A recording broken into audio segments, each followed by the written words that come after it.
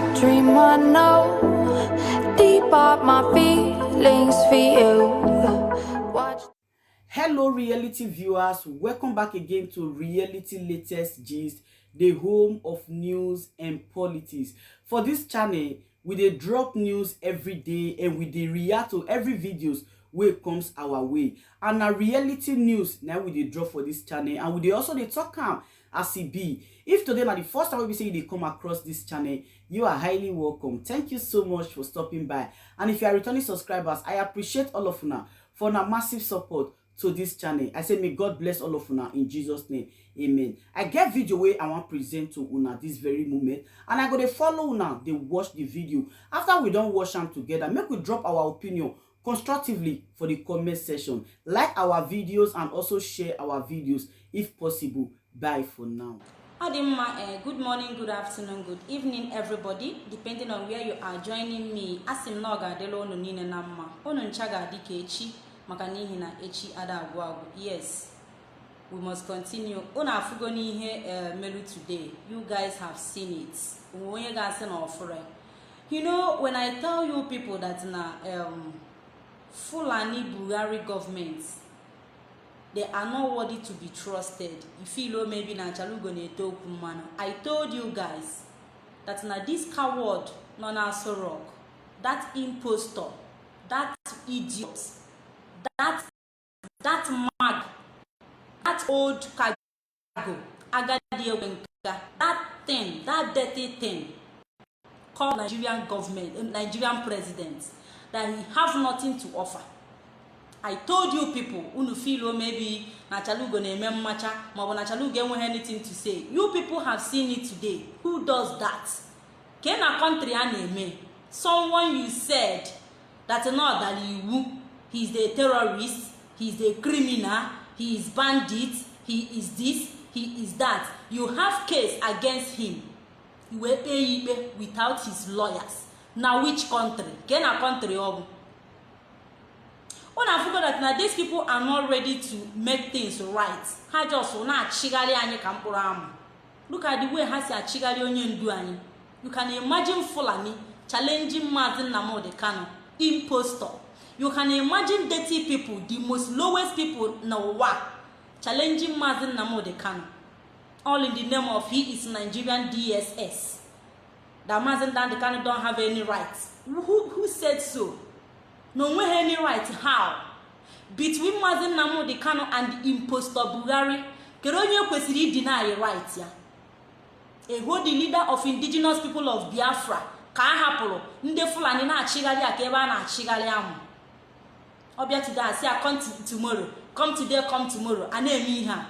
It seems that na oburo war ka impostor na-achọ. Look at all the whole ọhaneze ndị Igbo niile. Okwa you guys have seen why. Upon I forgo why. When Mazi Nnamdi Kanu told you guys that now Nigeria is not for you. Unu bido paliwe, bobi, maybe all sort of things. Today omego unu nanya. Ekweluko unu banye. Akpolo unu mmadu. Okwa coward oka akpolo unu. Nde unu kwesiri sweep under carpet. Ha wana sweep zi unu under carpet. Kedinde who the heck are Fulanis that they will keep Igbo ihe anu wanilo. Na gini neme. How dare Fulani treat Igbo ohaneze ndi Igbo anyhow? How dare Fulanis? Akunu nyelo ha, ona afugo why? Odogo you na oka anya, ona afugo di. Because share around video please. I have message to pass here. I want you guys to share this video. Ema na na-ekwu okwu, some of you are na agbagali. Today, last time I got caught, Ifeanyi Ubasi all the way from Biafra land we chapuru jebe Lagos state. We run a Lagos full we generations ya. Full cha all in the name of ka atunyelie. Nke ahụ ga ejebe Abuja oduru ka awo agbaru mmiri akpụ jebe Abuja luo na Abuja full bo onwe edina ile ịbakwu ka oje fu Mazi Nnamdi Kanu ka o wee make his plans accomplished. Edina ya okwuru n'ilo ka ozu na anaghị azin ka ozu akwa ha akwa. Nyaka olulu today after election agago we elu tata una ofuru ihe yiri Ifeanyi Uba na Abuja, una ofuru any South East governor na Abuja, una for South East senator na Abuja, una fugo that na Nigeria is not for you guys. If I Uba feel that na opota soluje ikpe Mazi Nnamdi Kanu, ụmụazị Igbo a channel their strength ebe ọ nọ tụnyere ọ ihe o chere. Today una ofuru Ifeanyi Uba. Ifuru ihe yiri Ifeanyi Uba. Ha niile like that. Una ofuru ha. Una oche na ha amaghị ihe ha na-eme. Agwa m unu that na ndị anụ nwe plans. Ifeanyi Uba na-amanyagharị amụ na onwere plan filu mebi na achala ugo na-eto okwu mmanụ ọkwụ na afụge onwere plan ka na onwere de na-ekwute okwu Ifeanyi Uba some idiots a na-defend there na jump Ifeanyi Uba ọkwụ na afụge all these idiots, all these political criminals, all these cowards in government na Biafra land. Did you see any of them na Abuja today to represent Mazi Nnamdi Kanu? The answer is no. Ifeanyi Uba ka na-ekwogodo ọnwụ ọka na asụ iwe ka na asụ kọsụ nwampi ka na asụgodo Ifeanyi Uba maka na oluzuru election afụcha ebe a na-echi ọzọ ejebe ebe a na-adazi ahapụ ebe a na-echi ọzọ jebe ebe a na-alụ agwụ ọ na-afụ gị Mazi Nnamdi Kanu is our brother, he is our son, nwanne anyị ka ọ bụ. For that all the whole Igbos ebe niile ndị Igbo sọtụrụ Biafrans sọtụrụ onye ọbụla kwesịrị ịpụta ka ejebe okwu ya. Ọ na-afụ gị ihe Fulani mere unu today unu furu ka esi wee mee nke a gosiri that na Fulani akpọghụ ndị Biafrans mmadụ, ha akpọghụ ndị Igbo mmadụ. Ị ga-anwa nne ọmụrụ gị ọfụma izuzugudo isi that na iji onye Fulani ndị Fulani wee bịa ikpe na court na ndị Igbo ji nnọọ onye Fulani wee bịa ikpe na court chụsịsị ọ dị ho lawyers ekweghị ka ndị lawyers bata ekwe ka ndị Fulani ndị ha ha bata then ekpe onye Fulani ikpe n'azụ without his lawyers onye ọbụla atọ n'ọnara iche na ị ga-eme nwunye asa onye Igbo ebo iche na ị ga-anwa n'ebe onye Fulani nọ. Ọ na-afụge Fulani agbagoro unu film o mego unu n'anya. Ndị Igbo ndị ọhaneze ndị Igbo jere ebe ahụ na-akwụgharị akwụrụgbada kedu ihe ị na-akwụgharịrị the time ị kwesịrị itete from ụla ọ gafego. Mgbe Mazi Nnamdi Kanu na Ojukwu na-akpọta unu n'ụla unu kwechiri today o mene ọkwa ifuni na unu ọbaru die ismail lu courtroom ismail die a sị na unu etoru hu na unu eruru ọnụ defend ndị unu na-asị na unu chọrọ nwa Nigeria Chukwu kpọọ unu ncha ọkụ. Ọkwa ifuru niile na-ekwu okwu nwa Nigeria otoro ga-agbagbu unu ncha ifuga ebe one Nigeria land ego ọkwa land gogo izuzuru ruo Abuja ana izuzugharị go na-achịgharị go ka ebe a na-achịgharị mkpụrụ akwụ ị na-amanyagharị amụ recognize gị as ọhaneze ndị Igbo ebo as anything onwe dị ka esiri nne gị anya n'ihu. Fulani unu kwesịrị ị na-eme ihe ha na-eme unu nzuzugudo atọ ọnụzie na-ama treatizi unu ifugie kịta omego unu n'anya ka na omebeghị unu ihe niile ahụ Mazi Nnamdi Kanu na-ekwu ọkwụ na-afụge. Most of you hate Mazi Nnamdi Kanu because of na ọ na-akpọ okwu afa ọ na-ekwu eziokwu ọkwụ unu furu ya today ekpene nwanne unu ikpe ya Mazi Nnamdi Kanu ga-anọ na DSS ihe anụnwa till next year ekwedo okwu December no next year. So ihe a ga-emegide Mazi chigharịgide ha si ifu na ozuru ohi. Mazi Nnamdi Kanu did not commit any crime. When he is innocent. So Nigerian government, they don't have any case against him. Impostor Buhari, coward in power. You are a complete coward. You are in power. You are a disgrace in Fulanis. You have nothing to offer. Mazi Nnamdi Kanu is not your problem. Mazi Nnamdi Kanu, you don't have any case against Mazi Nnamdi Kanu. You are just a coward. That's just it. Nigeria ended up in voting in a coward as president. You guys have made the highest mistake ever by voting in a coward as president. Look at it. Ọ bụ na onye nwa law o kwesịrị ịma that na enweghị ike ikpe Mazi Nnamdi Kanu ikpe without his lawyers. A na-ekwu unu pụta na Nigeria unu na-ezuzugharị. I no follow na they do that rubbish. If you look at me, you will find out that I am fearless. I'm waiting for you guys. I heard yesterday that there was one girl that was putting on a because admins, anybody commenting rubbish, block all of that person. Please. There one girl Biafra. okpuru ya jebe ebe nwa na ama emeri arrest. I'm waiting for you people. Okwa ifuru unu kita ka unu ga-afọ akwa Biafra gba ọsọ. Aka na akwado. I'm getting ready. I am getting ready. Mụ na unu ga-edige ka mmanụ the right you have. Look at Fulani na asị na Maazị Nnamdi Kanu enweghị any right. Look at, imagine Fulani, useless set of idiots. Fulani na asị na a whole Maazị Nnamdi Kanu that no enweghị right. How? Ke ka Maazị Nnamdi Kanu esi wee nwe right? Ịmabụ onye bụ Maazị Nnamdi Kanu? Among God the whole Fulani, so nwere anyone other ka Maazị Nnamdi Kanu eho odogwu nwata daazị odogwu Chineke kele ụbọchị ụka ka ị na-esiala anya si na onweghị right. Ị na-command ya because of na unu kidnap ya. Ọ bụrụ na unu kidnap ya, can you be able to talk to Maazị Nnamdi Kanu one on one n'ilo? Ị ga-akwụsịnwu Maazị Nnamdi Kanu gwa ya okwu ọnụ? Of course no, because you can't do that. Or because of na unu manage the kidnap ya no for impostor an idiot. This one that Achalugo have been calling the impostor an idiot. Una afube mburu. Una never see me carry. On ebe Maazị Nnamdi Kanu no ko unu na amatu amu unu na eke kwuru ọtọ. Look at you people. Unu chọrọ war. Impostor Buhari, you want war, and that war you shall get. Akwefu Maazị Nnamdi Kanu ọ ga-alapụta gị. Ifuru kesi Maazị is going to, as in ọ ga-achịpụta gị okwu n'ilo. Mgbe a ka ị ga-ebe had I known, because ịma na had I known na ada abịawa last. Unu na ha eme kịta ọ na-atọ unu. When the time come, mgbe a ga-apanite, unu ga-ekwete na ọ na-eme. When the whole world are seeing it, that you guys rejected the Maazị Nnamdi Kanu slot. Unu reject ha niile. Onweghị anybody anụrụ onye today na court. For what? What is the offense of Maazị Nnamdi Kanu? What right have impostor Buhari government have to judge Maazị Nnamdi Kanu without his lawyers? What right have you guys? What? Ịkpara akwụna dewela anyị akwụna na ikpe akwụna gbagidoro na akwụna ike akwụna gwu ya nyakwa unu kpọta ka okpe Maazị Nnamdi Kanu ikpe a prostitute. I pity all of you. Ndị ọha na eze ndị oshi na ndị amakwụ na afụgie mgbe Maazị ọ bụrụ na unu tetara ụla mgbe Maazị Nnamdi Kanu na Ojukwu na-eti mkpu a. I don't think that na-aga na a useless unu this way esi a useless unu today.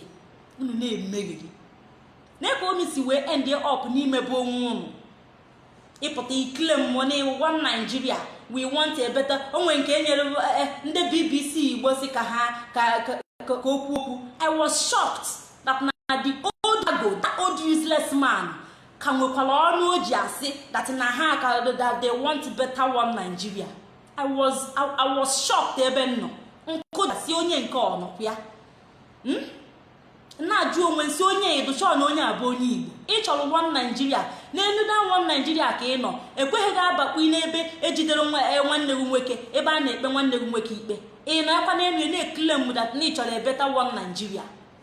Which one Nigeria onye mere unu ihe a? Kedu onye mere unu this time? Onye mere unu? A na-achịgharị unu. Fulani pụta ọchịpụta unu na-eme nrughe. Unu na-erughe. Ọ na-ebe onye kwu ha na right ya dazi onye kwu ha ka o si duru ya achụbịa kata. Onye na-amaghị right unu eme ya intimidate. The only thing Buhari achieved na his tenure bụ how to import guns. Obubata egbo na-eke ndị killer herdsmen. That is the only thing Buhari impostor megola achieve. Maazị Nnamdi Kanu is your problem. That is where you fail the whole world. Now because of na Maazị Nnamdi Kanu na-eyi Fendi, ọ na-eyi designers. That is where iji wee fail the whole Nigeria. A coward in power. Nigerians voted in a coward in power as president. Ojebe ahụ na amịgharị ka agwọ dance ka agwọ abalị.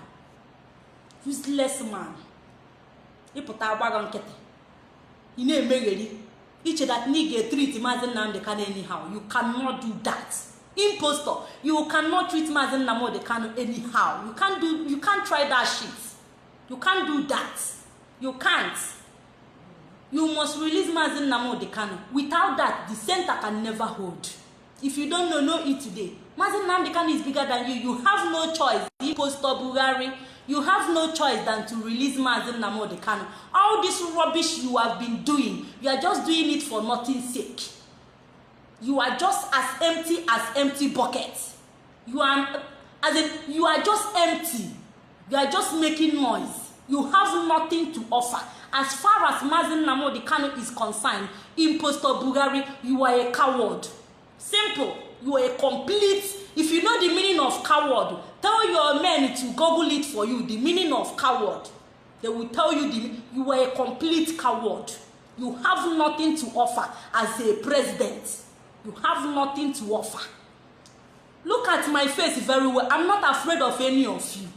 If you look at me, you will find out that Nwada Achalugo is not afraid of any of you. You are nobody. You can't do shit to me. You can't do anything to me. I have every right to speak my mind. You are a useless man. Simple. Just have it at the back of your mind that you are a useless man. That's simple truth. You are just useless. So, and I owe no anybody I owe no apology to you. You are just a useless man. Simple, very simple. Look at the way you turned Nigeria. You ended up in useless in Nigeria. During the time of Obasanjo, how many people did Obasanjo kill during his own tenure? How many people did he kill? He killed nobody. How many people? Impostor Buhari, you have killed all the whole Biafrans. You killed all the whole Biafrans. All you know how to do is how to import guns to massacre our people. That is the only thing you have achieved. That Mazi Nnamdi Kanu is your problem because he said he doesn't want one Nigeria again. A freedom fighter is a freedom fighter. You don't have any business with a freedom fighter. You need to go and do things right. You should go and ask yourself questions. If you are reasonable enough, you should go and ask yourself, why did Mazi Nnamdi Kanu say that he need Biafra? Why? What am I not doing right? What is the problem?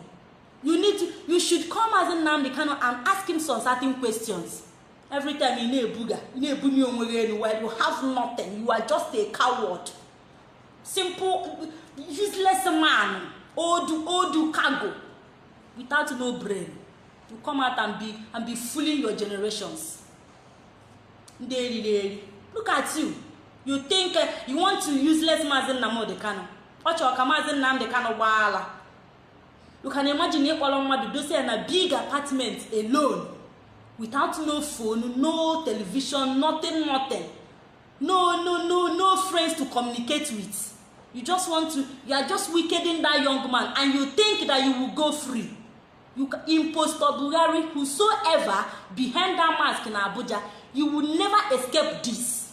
All this your wickedness, all got turned against you. You lied. That spirit of Biafra will keep tormenting you. Okay, for you free na ezuzugari na eri ihe niile eri but afugi do ka skeleton Impostor Buhari afugi do ka skeleton. Look at Mazi Nnamdi Kanu. Did you just take a look at him? Somebody that you are fighting. You are not even ashamed of yourself. Bone like you, bonga fish like you. You are fighting Mazi Nnamdi Kanu. A bonga fish like you. You are fighting Mazi Nnamdi Kanu. Between you and Mazi Nnamdi Kanu, who's supposed to fight each other? You have seen the reason why I said that you were a complete coward. You have nothing to. You were a senseless man. A pure senseless man. Take a look at yourself. Go to mirror and take a complete look at yourself. And go and look at Mazi Nnamdi Kanu that you are fighting. You say that he is your problem. A handsome man is your problem. Are you not a winch? Impostor, are you not a winch? You are a winch. Don't worry, my Biafra gown is coming. Then when I put it on, send your coward DSS to come and arrest me. That day, you get change of Forogona. You see, my rising sun gown is coming. Is on the way. I will shock all of you. When I never see anything, no. One thing I'm assuring you today is you have no choice than to release Mazi Nnamdi. You must release him. You see that man? You see Mazi Nnamdi Kanu? If you did not release him, let me know what caused it. If you did not release him, you are going to die. The second death, though, because you are claiming that you are not dead yet. Go and mark it somewhere. You have no choice than to release the leader of indigenous people of Biafra. That is the simple. That simple. You must really, you must, whether you like it or not, you must free him. Don't worry. I think next year now you will get out from that place. You will just fuck off from that Aso Rock.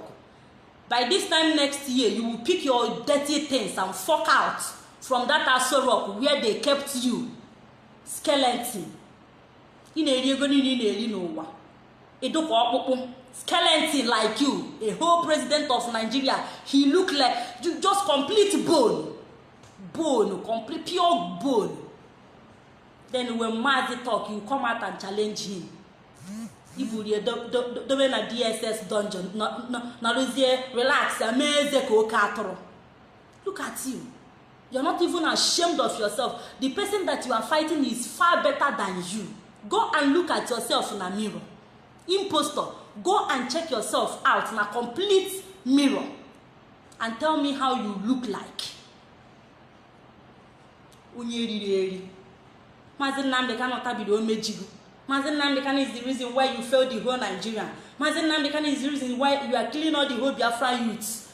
Mazi Nnamdi Kanu is the reason why your headsmen are raping our mothers and our sisters in their farms in Biafra land. Mazi Nnamdi Kanu is the reason behind it. Abi? He is the reason why you people are raping our mothers and our sisters. You will die a second death. Ifroge, you are going to die a second death. I have nothing to tell you now, but I come to tell my brothers and sisters that most of them are useless. Most especially this Ohaneze Ndoshi Nandam. Look at them. Look at Ihemere today in Abuja. A useless. That has her hands down. Her quoted that Nigeria is not for them. Tomorrow now, don't be surprised. Tomorrow now, if you has small money and say, oh, forgive them. Sorry, we did not know that they maltreated you guys. Forgive. Jesus Rupa Sobe Fulani. Love of money gave win the bani. If we go nanya. Fulani Parichago, he will ego nyegu, Izus Rupa Nesoha. He do against Maz.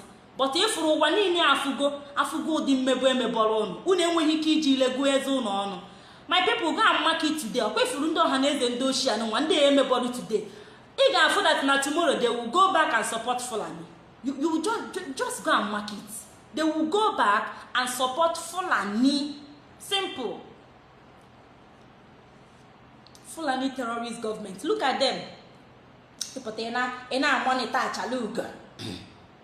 A monitor.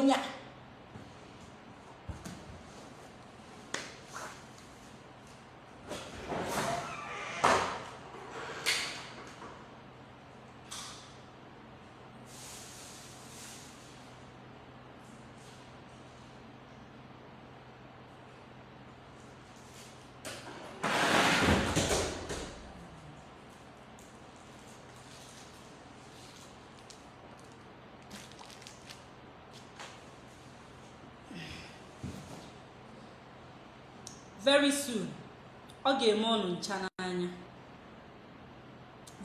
soon, Impostor Buhari, I have nothing to tell you this night than to release Mazi Nnamdi Kanu. You must release him. Jenu Jana, you must free that innocent man. Mazi Nnamdi Kanu is innocent. Fulani Buhari government have no case with the leader of indigenous people of Biafra. They are just fooling around. Impostor Buhari is just fooling around. Mazi Nnamdi Kanu did not do anything to him. He have no case with him. Nothing. The leader of indigenous people of Biafra is an innocent man. He is innocent. He have no case with Impostor Buhari. So he must free him. He must be a free person. So that is just it. And I may talk with them. I will come out here and tell you that thing I had a nte onweghị nte na-atụ ọtụgodu ya tụọ ị na-agba nkịtị ha na-etreat ndị Igbo ke ya sị that na ha bụ as in that they are nobody. So it's only Fulanis that have rights in Nigeria. It is only Fulanis that can speak and can move around anyhow. Look at the people they paid today in a court.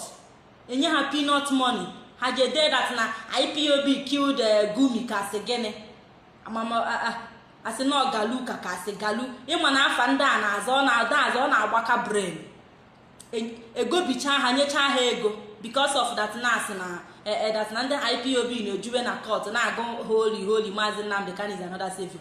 Ha nwa weje bribe weje settle cha ndị abụlọ na ine anya for that na most of those people bịa that in na court today na most of them bụcha so Fulani ndị anaghị anụ oyibo amụ ihe emerụ wee megide wee ghọta ofu onye sụrụ oyibo and onye ahụ sụrụ that idiot sụrụ that oyibo dị ka onye Yoruba. That coward sụrụ that English that day today. Onye akpala aka n'ọnụ ba English ihe aka anụgidoro today ntị wee chie ntị kwụrụ ọtọ chi achala ugo ndị anyị na ha na-ama aka ndị na-egwu ndị Igbo aka n'anya they can't even speak common English.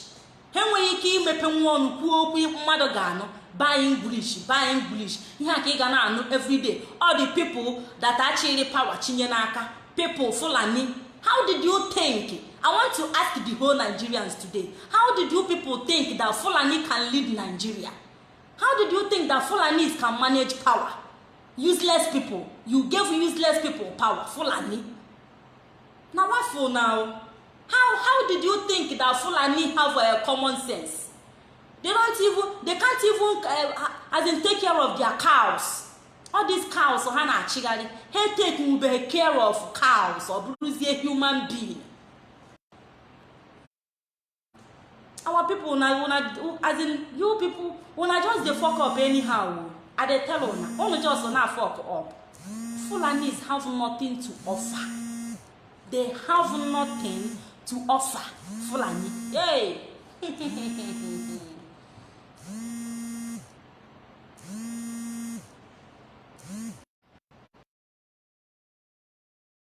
They must release Maazị Nnamdi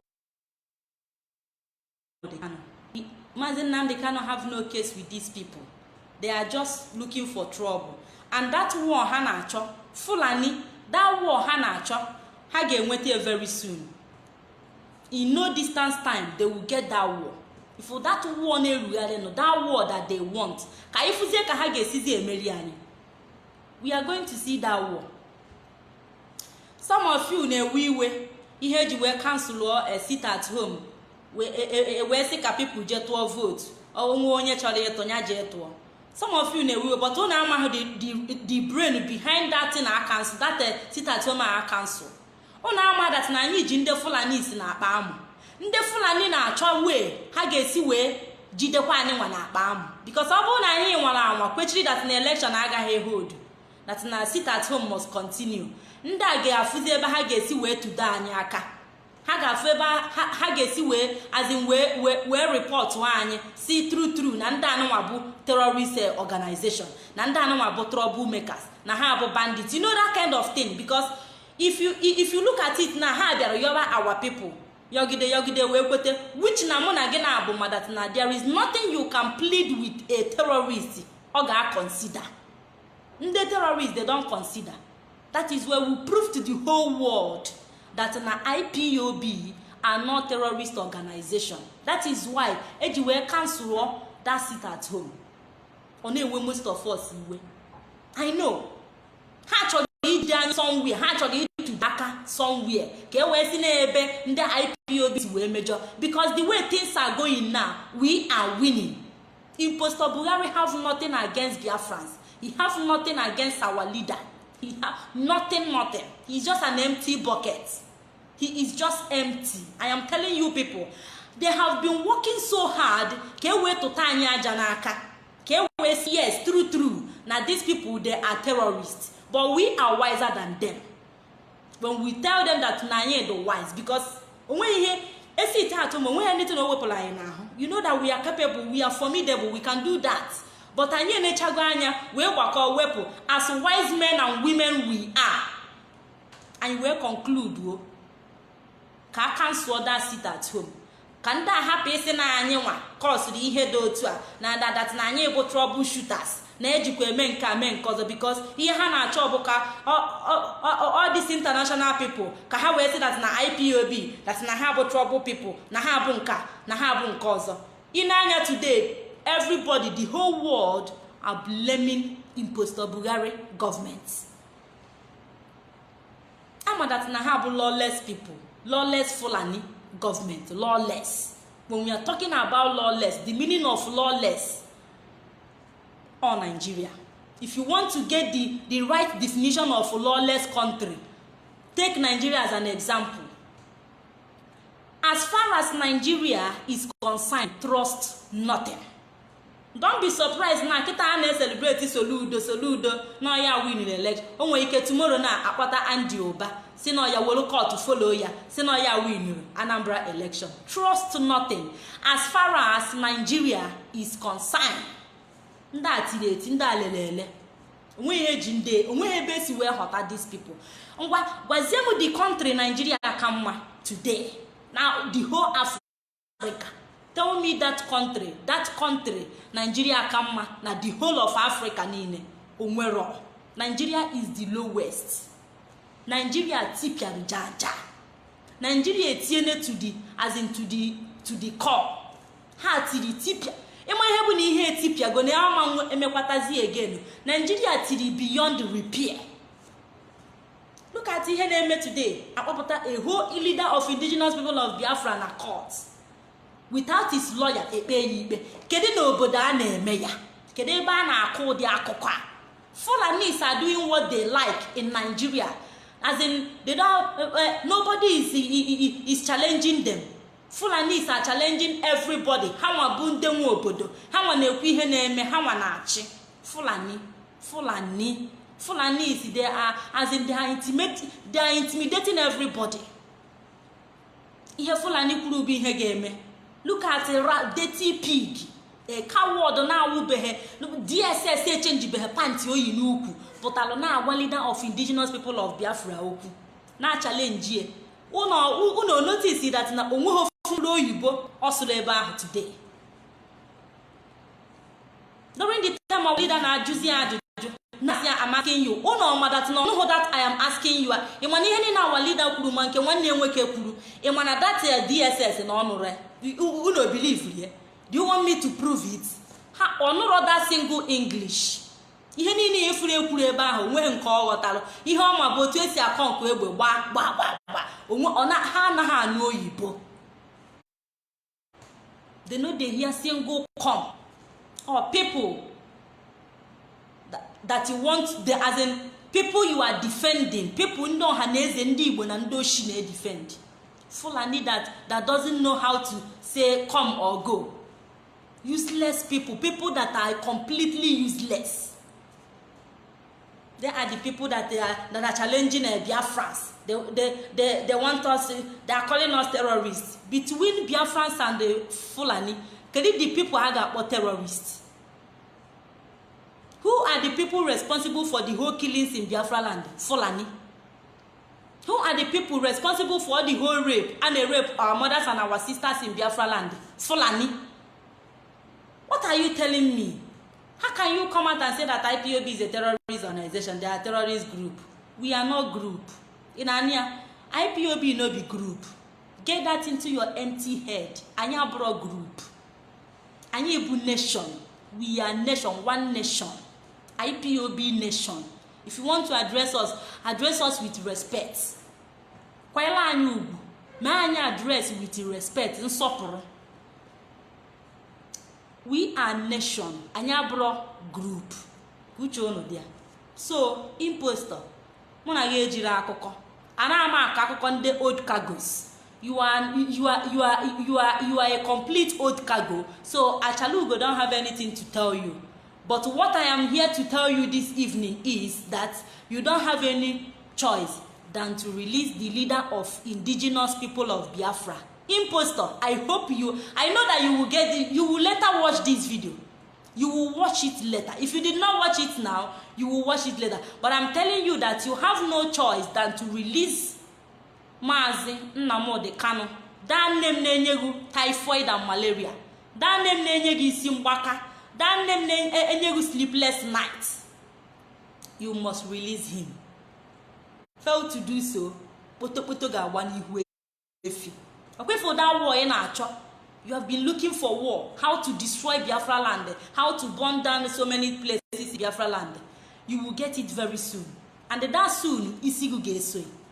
It's a promise, not a threat too. On this note, my people, I don't have much to say.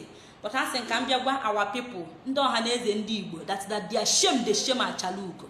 They have seen every night and day.